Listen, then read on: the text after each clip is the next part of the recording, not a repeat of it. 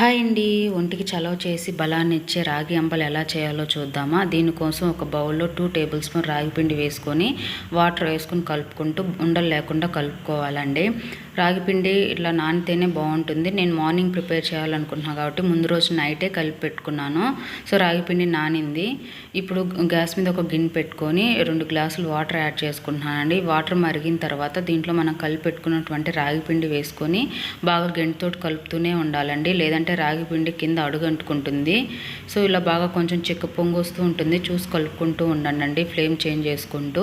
ఇలా కొంచెం చిక్కబడిన తర్వాత దీంట్లో ఒక 1/2 టేబుల్ స్పూన్ సాల్ట్, అలాగే ఒక 1/2 టేబుల్ స్పూన్ జీరా పౌడర్ వేసుకొని కలుపుకొని గ్యాస్ ఆఫ్ చేసుకోవాలండి. ఈ క్వాంటిటీ వస్తే సరిపోతుంది. మళ్ళీ చల్లారిన తర్వాత కొంచెం చిక్కబడుతుంది.